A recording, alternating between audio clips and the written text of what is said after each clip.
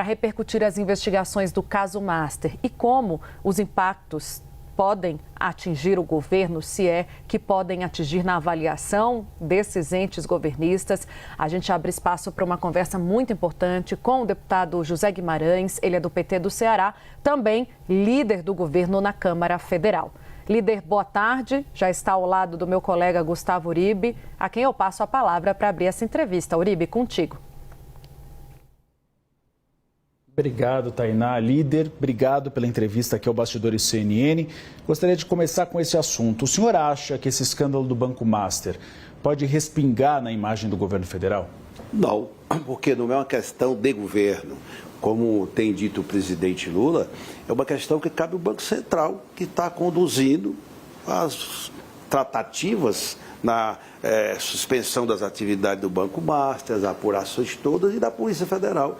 É uma ação, não é uma ação de governo. Eu tenho defendido que em todas essas crises, esses momentos mais tensos da política brasileira, o governo tem que se preocupar com sua agenda econômica, agenda social, agenda que faça com que aquilo que o nosso governo prometeu, ele entregue.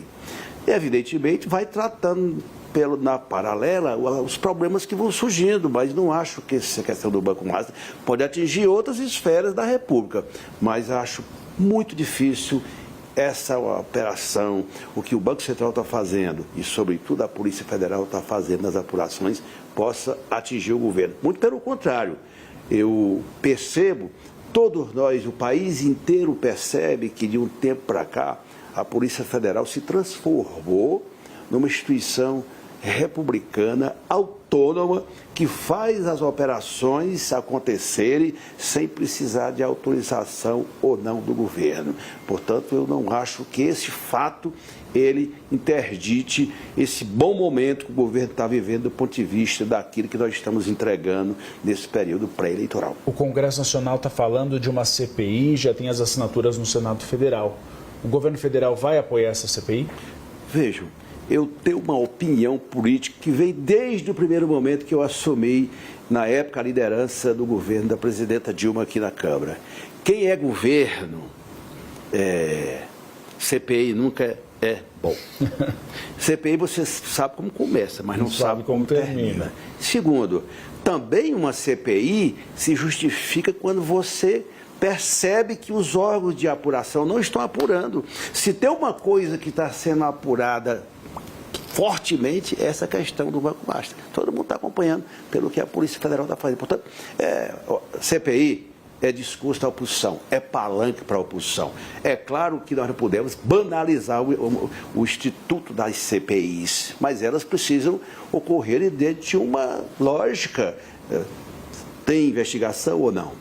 Os órgãos de controle de investigatórios estão fazendo o trabalho? Estão ou não? Portanto, eu tenho uma opinião, se depender de mim, não terá CPMI ou CPI, porque não é um assunto de governo. Essa questão está sendo muito bem tratada pelo Banco Central e, sobretudo, pela Polícia Federal. Tainá Falcão.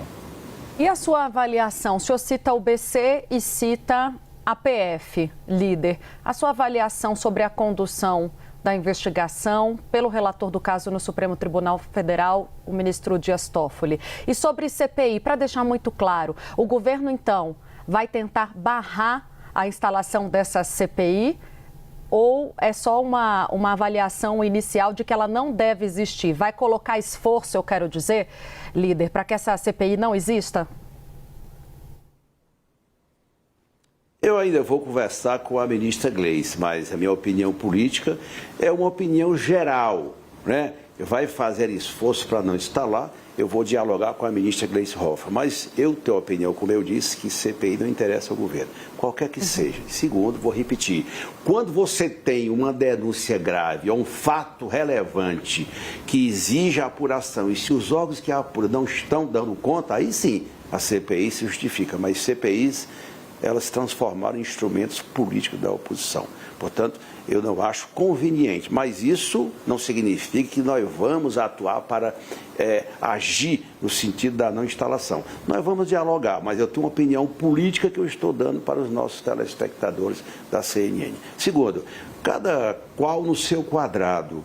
A Polícia Federal tem seu mistério, que é apurar, é investigar, é dar as indicações do tamanho digamos assim, dos delitos que foram cometidos pelos dirigentes do Banco Master. E cabe ao Supremo Tribunal consolidar ou não. Eu não acho que cada qual, como eu digo, no seu quadrado, o trabalho está sendo feito e eu penso que, do ponto de vista do governo, é incentivar, é legitimar, é colocar claramente que o trabalho da Polícia Federal está sendo implacável. Matheus Teixeira fala direto dos estúdios de Brasília com a próxima pergunta. Boa tarde, líder. Gostaria de seguir no assunto do Banco Master, porque é o assunto do momento e difícil desviar dele.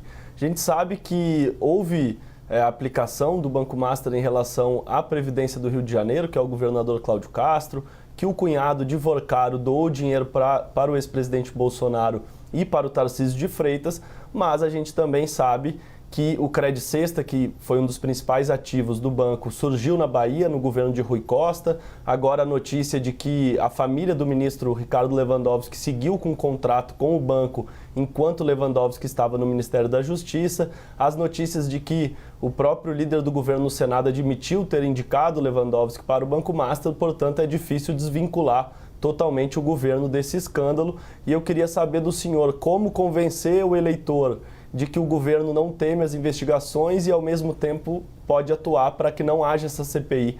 Vocês não têm medo de que na cabeça do eleitor não confunda as coisas e acabe parecendo que o governo está atuando contra uma investigação e, portanto, que teria algum tipo de receio, de temor em relação ao avanço desse caso? Se o governo estivesse atuando para acobertar qualquer delito ou qualquer erro lá atrás, que personalidades hoje do governo, enfim, tenham tido alguma relação com o Banco Master, a Polícia Federal não estava fazendo o trabalho que está fazendo. A Polícia Federal está sendo implacável na apuração, nas operações, nas prisões. Portanto, claro, mas nós já tivemos no passado muitos fatos que desconstituem essa tese. No governo anterior, a Polícia Federal não era autônoma. E se o governo tivesse interesse, ele iria, evidentemente, conversar com a Polícia Federal. A Polícia Federal adquiriu esse status de autonomia que, para nós, nos conforta numa operação desta monta, nós sabemos que a coisa está sendo apurada, doa em quem doer. Se tem algum ente federado, enfim, qualquer que seja a personalidade da República que tenha envolvido, se apura. Apurar não faz mal a ninguém. Quem deve, quem não deve, não teme. Líder, amanhã tem reunião do Colégio de Líderes, o senhor deve se reunir com o Hugo Mota. Quais são as pautas prioritárias? O que é possível aprovar ainda nesse ano? Olha, nós temos que considerar que é um ano curto, por conta da eleição.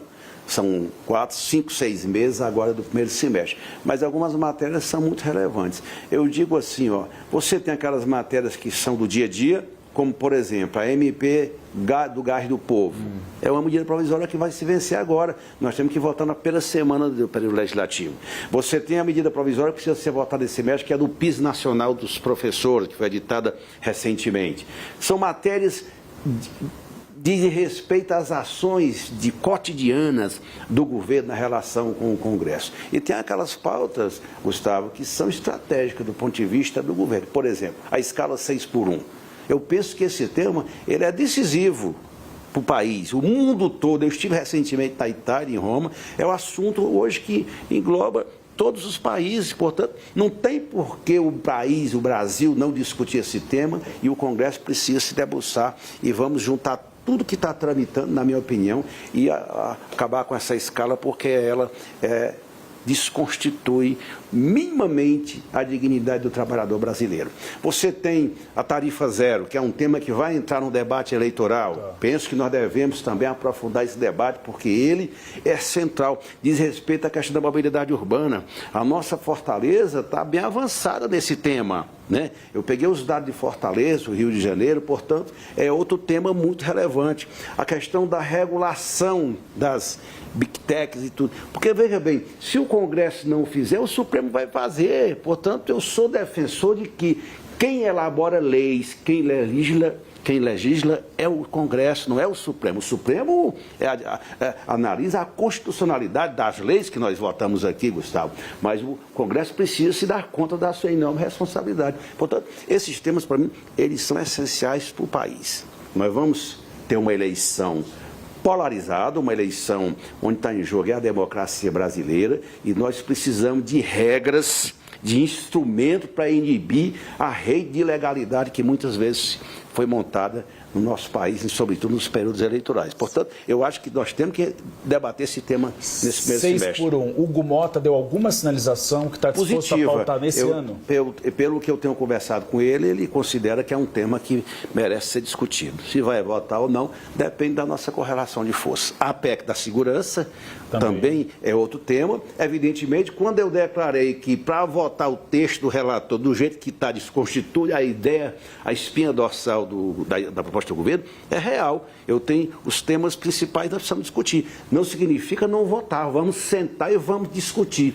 O que eu não quero é que aconteça, eu vou deixar isso claro agora, é que na discussão da PEC da segurança aconteça o que aconteceu no PL antifacção.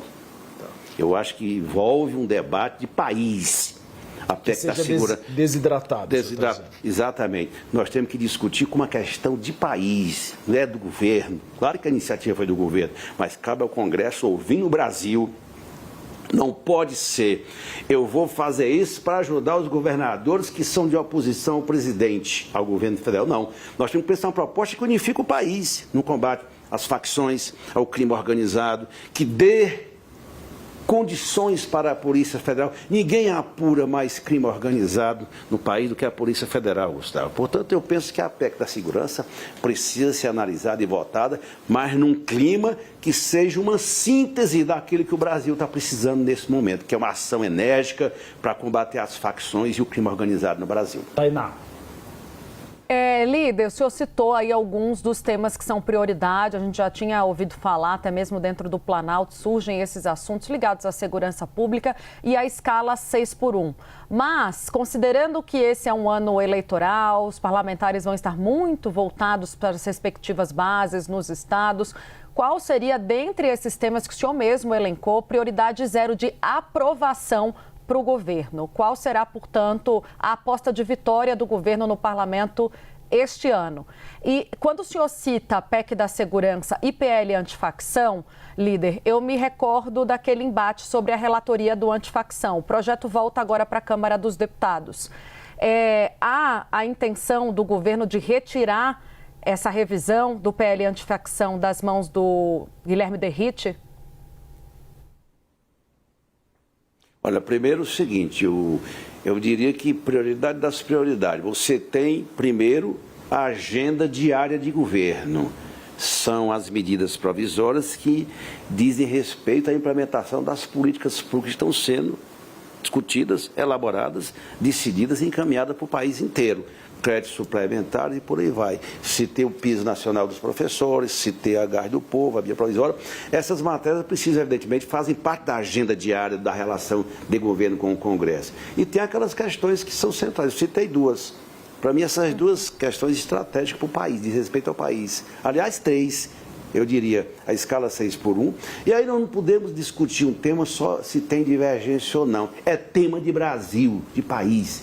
Tem a ver com o mundo do trabalho à escala 6x1. A questão do tarifa zero é um tema que, não sei, talvez não dê para votar, mas vai ser um tema de campanha. Agora, a regulação dessas big techs, todo esse debate da inteligência artificial, nós precisamos debater, que é uma questão de país. O país não pode ir para uma eleição sem um mínimo de regulação dessa temática toda. Portanto, eu penso que, se eu pudesse elencar, eu elencaria prioridade das prioridades, evidentemente a escala 6x1, mas começaria pela PEC da segurança, que eu acho que é o debate que vai estar posto logo nos primeiros dias.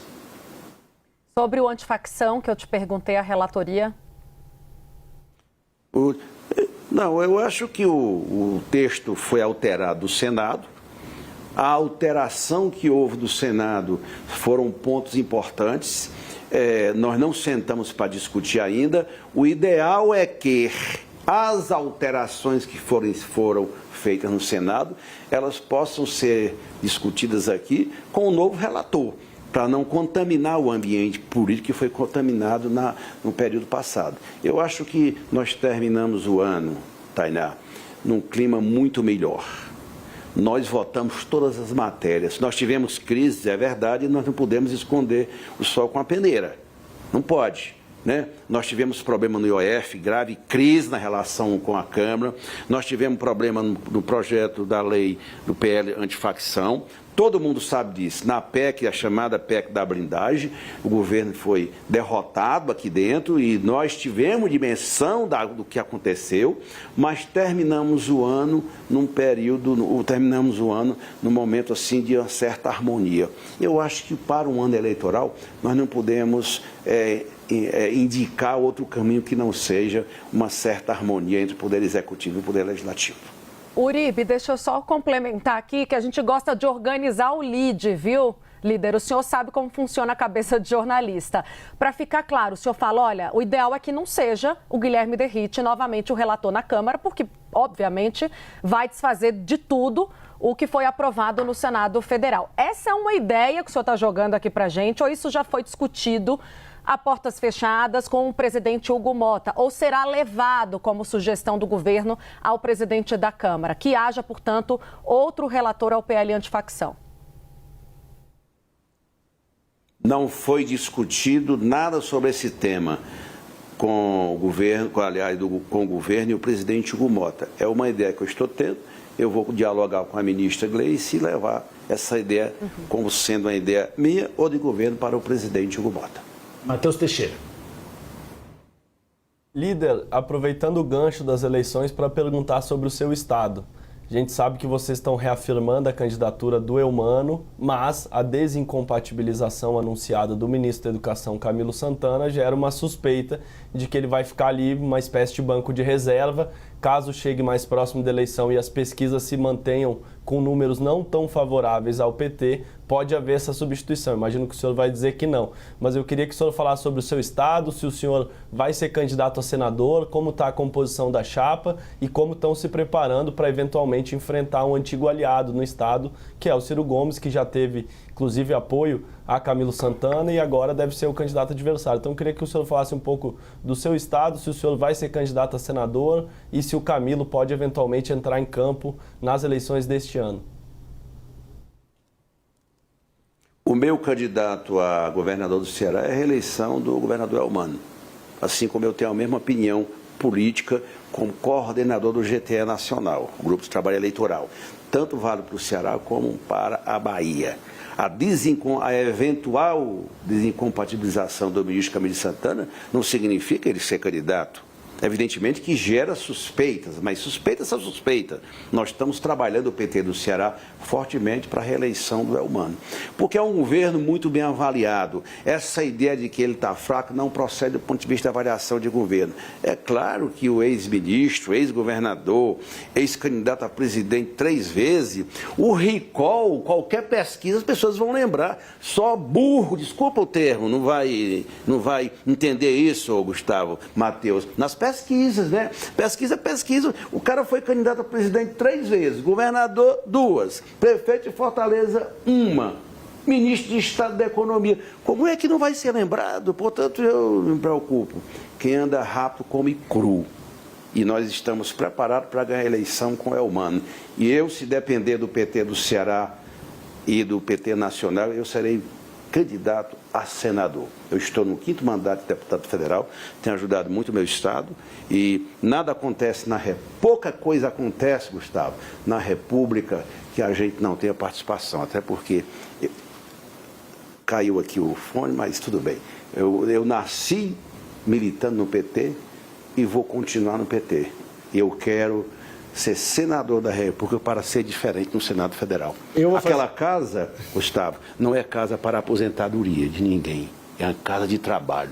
E quem me conhece aqui sabe que se tem, pode dizer que tem um deputado que tem um carimbo aqui na testa, trabalho, é o José Guimarães do Ceará. A gente tem 3 estados em que a situação do PT, pelas pesquisas eleitorais, não está muito boa. Bahia, quando a gente tem o ACM Neto à frente do atual governador, temos o cenário do Ciro Gomes, do recall eleitoral que o senhor explicou, e o Rio Grande do Norte, que Cadu Xavier, o candidato de Fátima Bezerra, também não está bem. Por que tanta dificuldade do PT no Nordeste? Eu penso que o PT no Nordeste é muito forte e as pesquisas têm uma certa contradição entre os nomes de governadores que não estão tão bem e o Lula. Né? Então, tem essa diferença pelo peso e, sobretudo, por aquilo que... Ô, Gustavo, você conhece o Nordeste bem, não? Conheço. Conhece. Se você for no Nordeste, eu vou citar duas coisas que o país deveria conhecer. A transposição do São Francisco e a Transnordestina agora. A ferrovia que está sendo feita. Portanto, o prestígio do Lula no Nordeste, na minha opinião, supre essas momentâneas dificuldades que tem os nossos candidatos a governador. Mas o senhor acha que desses dois estados, Bahia, Ceará e até Rio Grande do Norte, é possível superar? Eu acho que Bahia e Ceará, eu não tenho a menor dúvida, porque eu convivo no meu estado, e aí é disputa, pesquisa empate, ora um na frente, outro na frente, então eu não tenho a menor dúvida. E o Rio Grande do Norte, o problema é que a Fátima, para ser candidata, ela tem que se desincompatibilizar. É isso. Né? Quem vai assumir o governo? O vice saiu. E o vice saiu, então é um problema de outra natureza. Tá. Mas, de qualquer maneira, nós vamos tratar na reunião do GTE, porque os problemas eles existem para serem discutidos e tratados. Nós vamos ter uma reunião muito importante do GTE Nacional, o Grupo de Trabalho Eleitoral, no dia 2, 16 horas, na sede nacional do PT, para a gente passar limpo e a montagem definitiva dos nossos palanques estaduais. Hoje nós temos pelo menos 20 candidatos a senadores, mais do que governador. Inclusive a ministra Gleice, que vai ser candidata a senadora. O senhor perguntou se eu conheço o Nordeste, uma pessoa conhece mais do que o Nordeste, que é a Taína Falcão, que é a alagoana. Mas antes eu vou arrumar só o ponto do senhor, tá bom, para o senhor ouvir a pergunta dela. Bota aqui. Acho que é aqui, boa. Me dê aqui. Pronto. Bote aí, Catarina. Pode falar, Tainá. Tá me ouvindo, líder? Pronto, Tainá.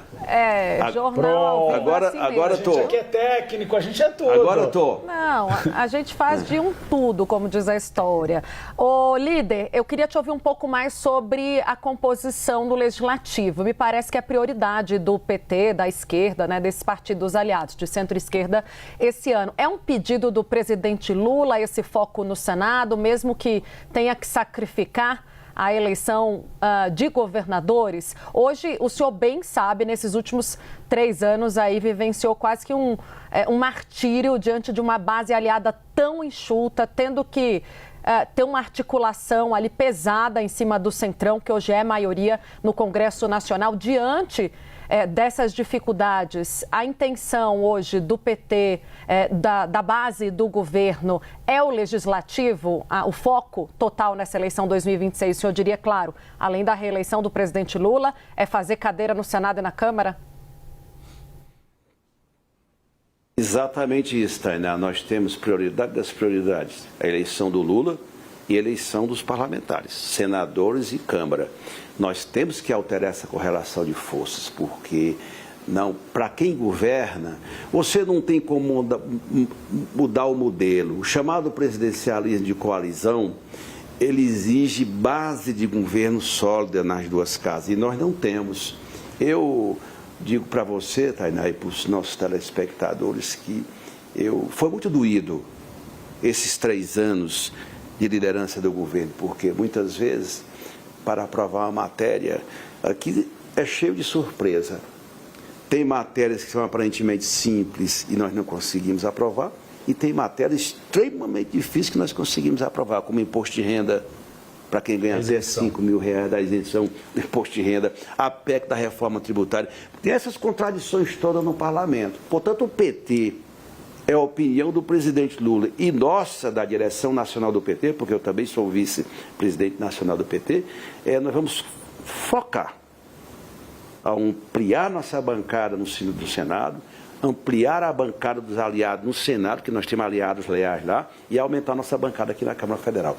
Qual vai ser o tamanho disso? Depende da nossa militância, depende da avaliação de governo e da própria campanha presidencial. Mas o PT tem que se dar conta.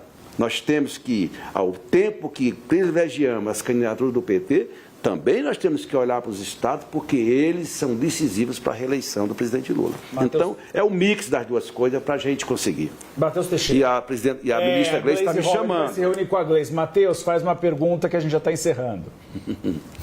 Líder, no final do ano passado, depois da decisão do ministro Gilmar Mendes, que alterou monocraticamente os dispositivos da lei do impeachment, começou a ganhar mais força no Congresso pautas contra o Supremo Tribunal Federal. E agora, no recesso, a gente tem visto a revelação acerca de um contrato de 129 milhões do Banco Master com a mulher do ministro Alexandre de Moraes. Também tem a atuação do ministro Dias Toffoli e deve ganhar ainda mais tração no Congresso esses projetos que interferem e que afetam no dia a dia do STF. O governo vai atuar para impedir a aprovação desses projetos? Vejam, o Congresso não pode atuar contra esse ou aquele poder. A independência dos poderes e a harmonia, como prevê a nossa Constituição, a autonomia, a independência e a harmonia dos poderes, dos 3 poderes da República, eles precisam se manter distante de disputa política. Evidentemente, quando surge denúncia disso ou daquilo, se apura. Portanto, não é papel do governo estar atuando para prejudicar ou manter algo que não seja aquilo que o Congresso pensa sobre o Supremo Tribunal Federal. Cada poder no seu quadrado. O Supremo Tribunal Federal cabe cumprir a sua missão constitucional. O Congresso aprovar as leis e o Poder Executivo legislar. Não é papel do Poder Executivo ficar interferindo em decisões desse porte aqui no Congresso Nacional. Para encerrar rapidamente, que o senhor tem hora, tem um almoço com a Gleisi Hoffmann para falar da pauta desse ano. Que candidato é mais difícil para o presidente Lula, Tarcísio ou Flávio? Quem quer ganhar a eleição não escolhe adversário. Nós estamos preparados para ganhar contra qualquer bolsonarista que seja candidato. Obrigado, líder, pela entrevista. Um A gente abraço. entrevistou o líder da Câmara dos Deputados, José Guimarães. Tainá. Obrigada, líder, em nome do nosso Bastidores CNN. Um bom almoço e depois a gente conversa, né, Uribe, para saber se saiu novidade aí desse almoço, que eles vão pensar a articulação de 2026. Vai sair muita novidade dessa conversa de agora. Brincadeira, líder. Obrigada pela conversa. Tchau, tchau. Muito obrigado. Desculpe a minha sinceridade. Não, a gente gosta de sinceridade nesse muito. jornal. Falo tudo. Quanto mais sincero, melhor. Tá ótimo, já está aqui anotado na nossa agenda. Valeu, líder. Valeu, um abraço. Matheus Teixeira.